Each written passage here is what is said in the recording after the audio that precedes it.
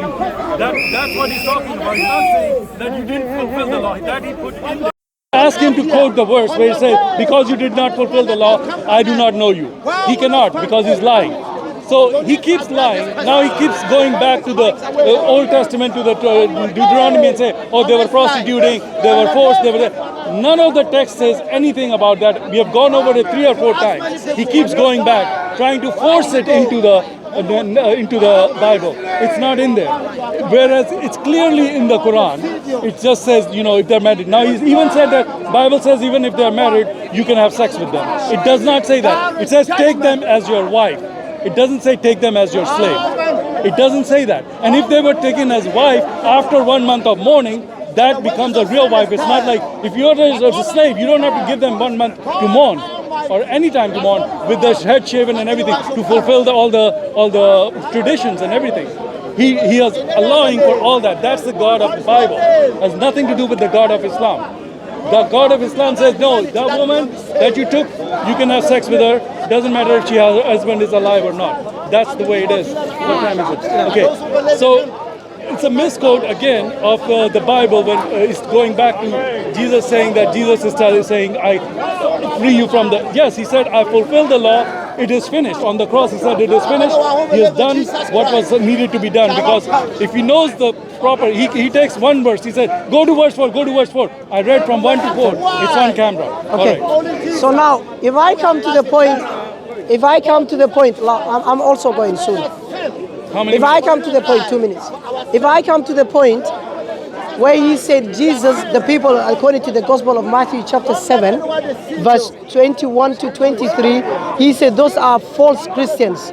The verse, according to the verse itself, the context, it's not about they were false Christians. Jesus, the reason he blamed them is not because they were false Christians, and he never said you are false followers. Give me the verse again. He said, get away from me, you evil doers. It's on breaking the law. The reason what's the quote? Chapter 21 and Matthew chapter 7, verse 21 to 23. So now what I'm saying is, Christians always say this verse is about false Christians. But according to the context, it does not mention false Christians. It's about the Christians who believe Jesus as their Lord, but it's not a capital L. But they put as a capital L, but we don't do that. Anyways, whatever. But Jesus, the reason he blamed them, and he will say to them, depart away from me, you evildoers. Because of what? Breaking the law. So if Jesus came to fulfill and free Christians from the law, why in Judgment Day Jesus will deny Christians because of their evil deeds and breaking the law? If they don't have law, that means they can marry 10 wives. So they believe, so you see, they use double-faced here. They say, the Bible says, you cannot marry more than one wife. Because why? The law says that. And now he said Jesus came to free us from the law. If Jesus came to free them from the law, why would they still practice you cannot marry more than one wife, according to their logic? That means Jesus is going to blame them because of breaking the law. And Matthew chapter 15, verse 4, Jesus ordered children to be killed, any child who casts his parents. All right. Now I'm going to go to the last point first, because in the Old Testament, it was not one woman you could divorce. In the New Testament, Jesus said, I did that in the Old Testament. It's not the law anymore. So he's lying again. The Christian law is you get married, and that's the way it is, with one woman. It does not follow the Old Testament was not one woman you can divorce and get another woman. So he's misquoting again. I don't know why he keeps doing that. It's on camera. People have video. You can Google everything that he's talking about. Now he says in chapter... Time for you, yeah? Okay, time it, yeah. Okay, so he says in Matthew chapter 27, verse 21. I'm going to read... No, chapter 7. Chapter 7, verse 21. Be doers of the word. Not everyone that... I'm going to read like from 21 to 29 real quick, because I want to expose his misquote again. Okay, there we go. Okay, and now not everyone who said to me, Lord, Lord, shall enter into the kingdom of heaven,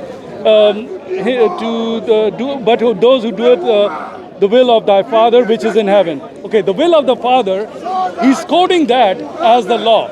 The will of the Father is explained in the Bible as believing in Jesus. that's the will of the Father.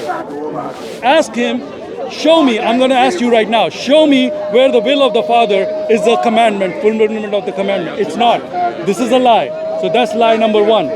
That is not the will of the Father. Okay, many will say all this. So because they did not fulfill the will of the Father, which was to believe in Jesus, because the Jews, he's talking to Jews, because the Jews are not, if they don't believe in him, and it goes on to give you if I read the whole passage, I'm going to read 5 verses real quick.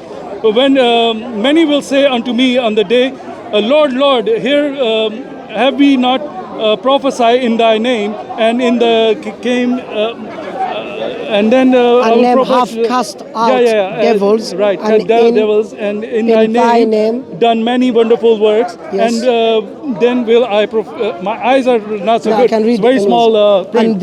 and then I will they will profess unto them, I never knew you, depart from me, ye that work iniquity. Yes. Therefore, whoever heareth these saying of mine and doeth them, I will liken him unto a wise man. So what he's saying now, he gives the wise man. The wise man built his house upon the rock.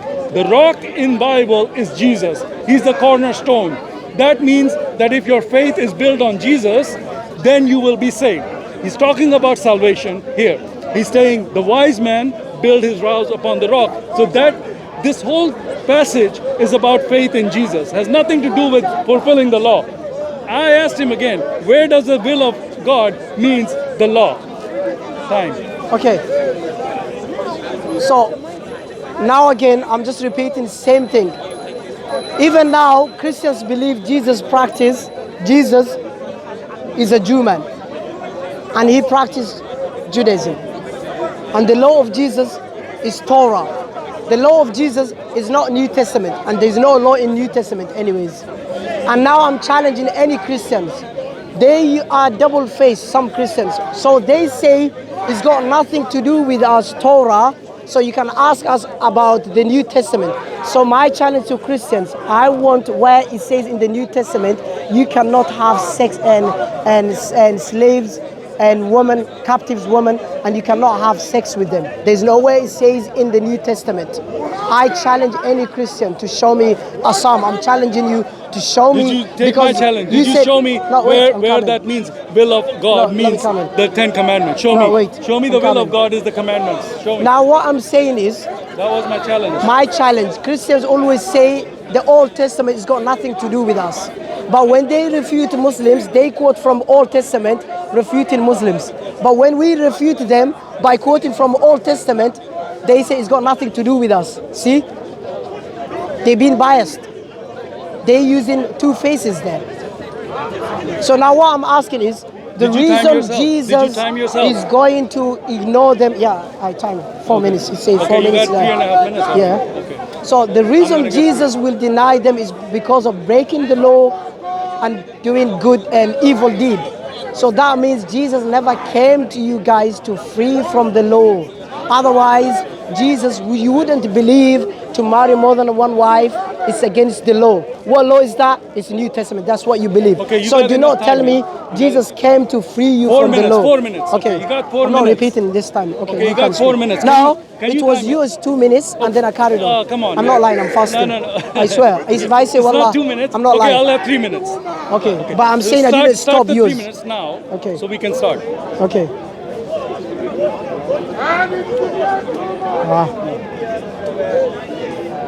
Reset. Yeah, okay. Start. Okay, now I got 3 minutes. So first of all, he's talking about show me in the New Testament where Jesus is saying that you have to marry one woman, not more, and this and that.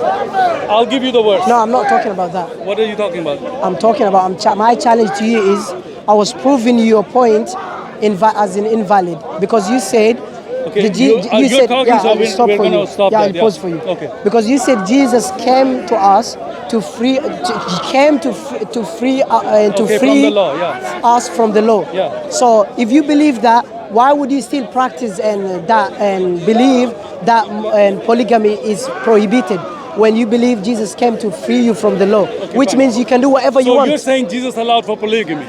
No, I'm saying if Jesus, according to you, Yeah. if Jesus came Yeah. to free you Christians from the law, Yeah. which means one of the law of Jesus, according to you, of the laws is that you cannot marry more than one wife. No. This is the New Testament Are you getting law. the point, first of all? No. I'm following you. know- I'm trying to follow you. No. You're saying the new law that Jesus gave is that you have only one wife. No. Previously, they had but more you wives. said Jesus came to you Christians to free Free you from the law. old law.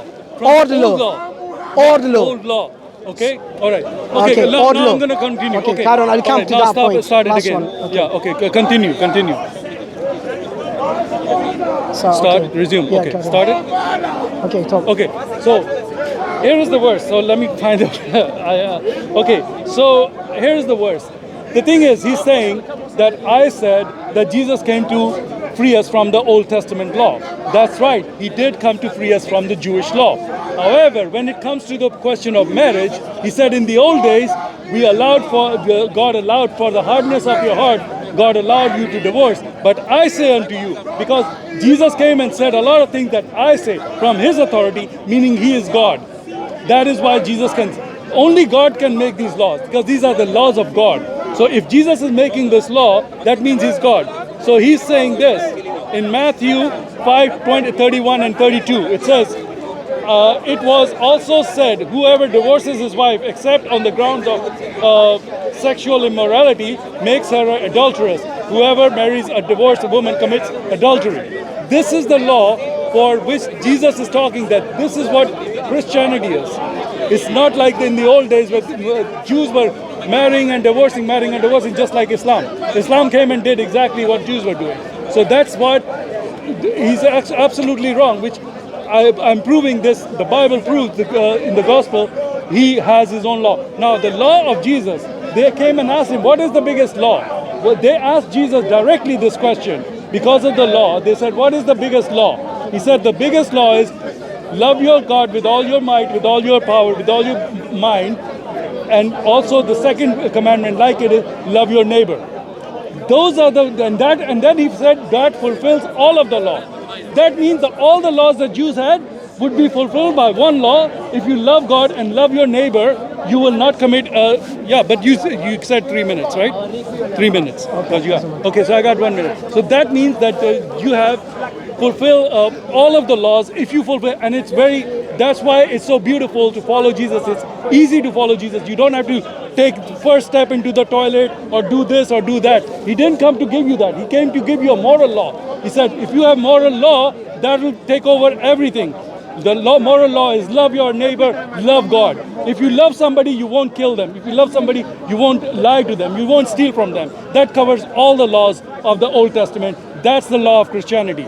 Nothing else. Okay, go ahead. Okay. Set. Okay, number one, my challenge to him is, he said Jesus came to free us from the Old Testament law. I want a verse exactly where Jesus said that, number one. Number two, he criticized the God of Old Testament, which means he's criticizing also his God by saying the law of Jews was wrong by practicing captives women and sex slavery. Same, he said, as Muslims also, we practice captives women also. So basically, according to him, he's trying to say the Old Testament God, the God of Old Testament and the God of New Testament is different. Because he said the God of Old Testament is wrong, and that means, according to him, the God of New Testament is right. And now he's saying again, as I said, I repeat again, Jesus, until now, Christians, priests, all of them is scholars. Yeah. How many minutes? 2 minutes. 2 minutes, okay. Yeah. They believe Jesus practiced Judaism and he was a Jew man. Until now, Jesus, Paul said today, yesterday and tomorrow, Jesus is the same. Which means Jesus also now, he worships God the Father and he practiced the law of Jews. He does not practice the law of Christianity. So now I'm asking, my challenge, where did Jesus say, I came to free you from Old Testament? Exactly, word by word. Nowhere, there's nowhere Jesus said that. But Jesus said, I have not come to abolish the law of Moses, which means he came to practice the law of Moses. Opposite of abolish is what? Practice. You cannot destroy the law of Moses and say to me, I have not come to abolish the law of Moses. When Jesus also himself practiced the law of Moses. Until now, he practiced that law. Until I never finished it. So now, my challenge, my questions. Show me in the New Testament where Jesus said exactly word by word, I have come to free you from the Old Testament. And also, you criticize God of the Old Testament, which means you also criticizing your God, and you believe you have same God as them. Okay, so you asked two questions. So, first of all, Matthew 5, verse 17 to 20. Do you think that I have come to abolish the law or the prophets? I have come to abolish them. I've not come to abolish them, but to fulfill them. For truly, okay. So Jesus is saying, I'm fulfilling them. Because if you read the whole Bible, I'm not going to stand here in 2 minutes read you the whole Bible. That's not what Jesus is saying, that I've come to fulfill the law because nobody has fulfilled the law. Okay, because it's not possible to fulfill the law. The law was made to show you your sin, because you cannot come to God with any sin. Law is there to show you that all are sinners. That's the point, except for Jesus. He's sinless. Even in Quran it says he's sinless. Okay, what was your second question? No, you didn't answer my question. Okay, fine. I ask you, show me from the New you said Testament. In the Old Testament, you are saying the God of Old Testament was wrong. Let me pause it for you. I'll pause it for you, don't worry. Okay, go ahead. My question to you is, show me in the New Testament where Jesus said, I have come to free you from the Old Testament law. Okay. Do you have it? Yeah, I got it. Show me where it says that. All right. He's asking me to show him the words. I'm showing him this verse because he came to fulfill the law, because he said the law never saved anyone. I don't have the exact quote, but it is in the Bible. I don't have the exact quote, but it says no one has fulfilled the law. The law is there. I'm answering that question. I don't have the quote exactly because you gave me 2 minutes and you want me to find all the quotes. It's in Christianity. I'll give you 5 minutes. 1 minute. I cannot. I'll give you 5 minutes. No. I want a verse, clear-cut verse where Jesus said, I have come to free you from Old Testament law. I have 2 minutes. No. We have been going on for a while. I'll give you 5 minutes, 10 minutes. Sam. 10 minutes. Sam, we just started the conversation. We already have the conversation. Okay. I'm not here to give you this verse, give me that verse. Where is this? Where is that? I'm telling you, this is in the Bible. How I know that you're saying the truth? I'm answering his question. I can answer it the way. If you don't like, here's the thing. In Christianity, we are not supposed to half is the Bible to each word. We are there to learn the message of the Bible. We Christians, we follow the message of Jesus. We don't have to know each and every verse. No, because he's talking. Everybody's talking. So you gotta give me 2 minutes. Okay, I'll give you 1 more minute. Yeah, give me the minute. Okay, so that's all I'm saying. In Christianity, it's not about, I can find you. What I'm saying is in the Bible, because Jesus said, I came to fulfill the law, because nobody has fulfilled the law. The law was not there to help you to get to heaven. The law was to show you that you are a sinner and you cannot get to heaven. The only way you can get to heaven is through Jesus' blood. That's it. And then he said, what is the biggest commandment? He said, love your God and love your neighbor. So this is the law of the New Testament. Okay? Has nothing to. So if he gives this law, that means that and it says in that law, it says this fulfills all the other laws. So that is your verse, that quote that I just gave you. Let me pause it. You said you give me 1 minute. No, I'll give you, but I'm asking you, you said something wrong here. What? Okay, you said the law of Old Testament is love God and love your neighbor, yes? No, New Testament. New Testament. New Testament. Did Jesus quote from Old Testament or Old Testament or New, that he said by his own? When he said Jesus, love